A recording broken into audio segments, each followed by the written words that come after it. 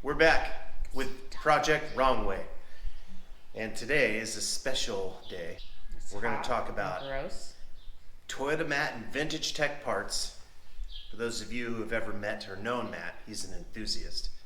He is more than a Toyota enthusiast. It's an obsession. Yeah, it's a lifestyle. He is. I mean, it's in his blood. Yeah, he's got Toyota. I don't know him, but he seems to be really. He's got serious. Toyota running through his veins. Matt saw. Japanese? No, he's not. He's Asian. Not. He could be. When I mounted my alternator, he saw this thing. He said, "You could do better, Ben." He said, "No way, Ben," which is a little bit of a struggle for me because this bolt right here, I put that on a drill press and I turned it and made it smooth on the other side so I could use it as a tensioner. But Matt knew better. A little box of treasures. Yeah, just a bunch of awesome stuff. But most importantly, so what is it? This is a girthier, better chain tensioner. I know you like girth. Girth, some good girth. It's like a tuna can. It's more girthy, it doesn't bend, and it keeps a good tension. This is very nice. Let's install this. Then we're gonna install the radiator, and then we're gonna put the battery on, and we're gonna be... Are we turning it on? We might turn it on today, maybe tomorrow. It bothers me how much that looks like a nose. This guy? No, this thing. Oh, this guy. That thing. Yeah, it's a nose. It's a nose. I lost the bolt that... See that? I just smoothed that off. Used that for right here. And it was pretty cool. But it ain't that cool. And if you don't weigh in, you don't wrestle. There we go. Man. Here's the old flimsy one. There you go. Is it actually flimsy though? Well, I mean, it's Toyota strong, but it's not Toyota Matt strong. vintage tech Toyota Matt strong. All I really want to do today is read. Rachel's reading a vampire book about stupid vampires. Yeah, like there was just a vampire genre just trying to get their foot in the door, and if only something like Twilight would happen. Wow, look at that. But it did, because then came the Vampire Diaries. Okay. And then did you know that? All right, Matt. Did you know one of the? All right, Matt. It is really flush and nice, dude. Gosh dang. Righty tighty, you got it. That thing is stiggity stout. Is it made of pure silver? Did I kill the werewolf with it? Please, I don't want that to be like our topics. Well, you don't have anything to bring to the table, and I'm bored. What do you want to talk about? We already talked about your little South American adventure. Right. Nice. Like. Wow. Okay, Matt. And it was easy to install. Okay, vintage tech parts. Yeah, he's compliments of vintage tech parts. Look at the stout. Okay, yeah, that's better than the one I had. Oops. Matt, I've got it installed, but you are the true judge here. So when you see if this is, am I supposed to use this guy right there? I don't know. But let me know. I encourage everybody to seek out Matt at Vintage Tech Parts. Check out his Instagram. The dude's just flush with instant rad Toyota stuff. He's a wizard, and he's always reaching out and helping me. It's like adding the sprinkles to the cupcake. Like he makes it all like that much cooler. He drops Toyota goodness on us Land Cruiser people. I'm having a hard time putting the radiator back in. So the 2F from an FJ60 came with this coolant hose for an air conditioning system, which I don't have. I've got the stuff where I need it, and I'm pretty sure this can bend that far without causing major issues. I've mocked it up, but it's gonna be a mess. We'll see how it works. All good things are messy. Yeah. Ribs. We'll start by awkwardly unscrewing these two. Going by feel alone. Where did you learn that maneuver, Ben? I'll be like, working on the Land Cruiser. And you'll be like, ow, stop. Oh. No, you're not near the hole. Yeah, I know. There you go. There, oh. There you go. I feel like everyone's gonna be annoyed with me today, but I showed up in a mood. Okay. So, do you want an extra hand? I don't even know. I can reach down and grab it. I don't want you touching that, honey. Why not? Because I don't need you getting any ideas about what you're missing. Holy shit balls, dude. Do you need to shorten it? Well, yeah, shorten obviously. The hose, maybe?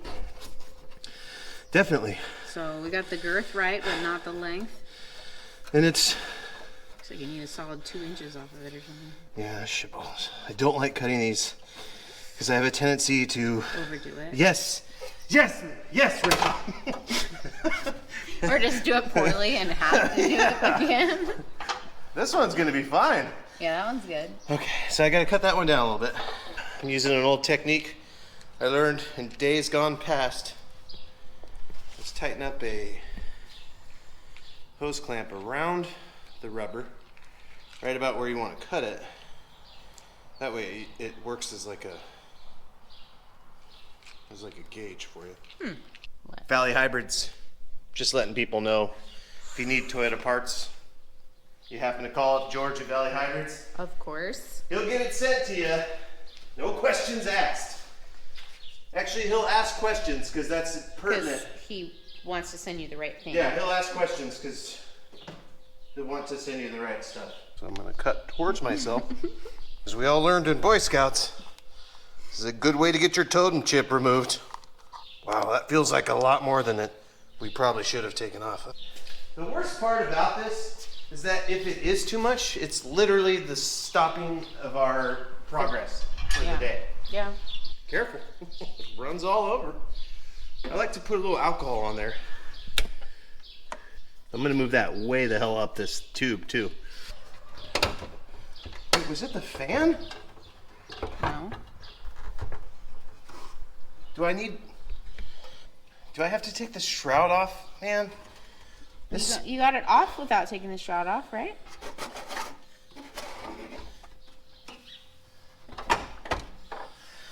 Okay, wizard. Think we shouldn't have cut the hose. Shut up! Oh, maybe not. Maybe it'll be good. Okay, I think it'll be all right.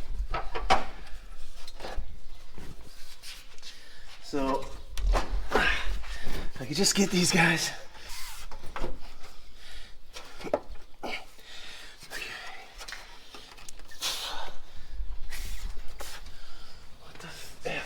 I think we're good. Yeah? Yeah, I think that's a good seal. Good. Like, should that top one be shortened so that it sits farther with the fan more inside? Because it looks like the fan's not quite all the way in. Well... Oh, you just haven't attached the little bracket things. Okay, gotcha. Well, this is how it's supposed to look. Does this feel kinked? Yeah, that's a little kinked, huh? I could take... Like half an inch. I could take a half an inch off that. So where we last left off, I was tightening up bolts and hose clamps and all of that jazz. And I've installed the battery and connected the ground wire, connected the alternator. Distributor's installed, all the plugs are in the right spot. I hope the distributor has been stabbed in the correct location as well. There's no coolant yet. What we're gonna do first, I'm gonna put oil in so that this 2F can start leaking oil the way it's supposed to. I'm gonna run it off my old map to just see if I can turn it on. If I can turn it on, I know the distributor's in the right spot, and if that's the case, then I will effectively restart the sniper. New motor, so I'm gonna start it at square one again to relearn everything. The old motor was blowing smoke, lots of oil burning through it, so I want it to be reset. Clean slate? Yeah, clean slate. But before I do the clean slate, I want to see if it'll just start up. I'm a bit stressed about it for a couple reasons. One, the motor was untested, and I know that's kind of my thing. But just because it's untested doesn't mean it's crap. So it could be really good. Two, if this fails, it's like a big reset button. So you know you get that momentum when you're building a project and you're getting really close to starting it up. Like the light at the end of the tunnel. Yeah, there's a real drive there that helps push you. And if something catastrophic happens, or if it's just an ultimate failure.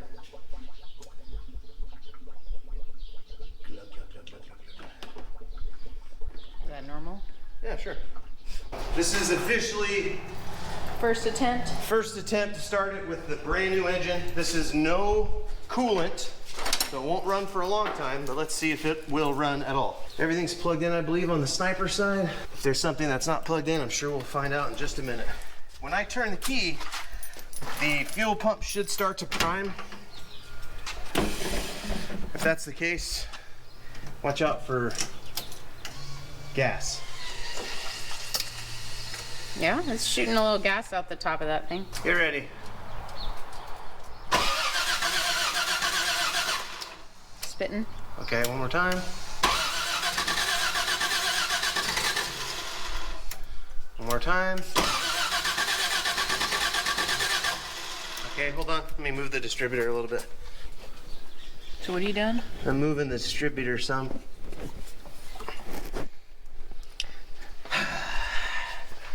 You see any leaks? No. All the gas lines look squared away. All right, here we go. Ready?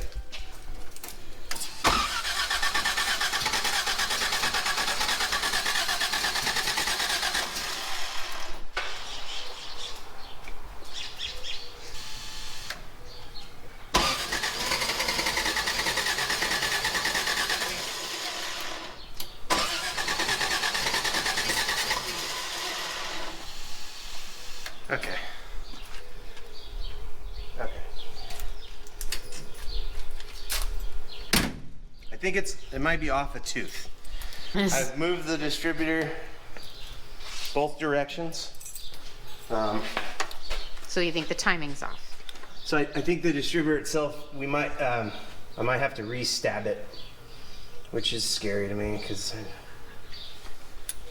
we'll try it one more time. We'll just put it right in the middle again. We'll see if it fires. So I know he said there was a way to make it easy, or it just slips right in the right spot. Well, but I don't remember what he said. Yeah, I'll have to re-watch my videos just to figure out what the hell I did last time.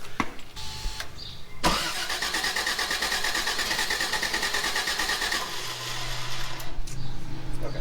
All right. I think we're good aside from the timing.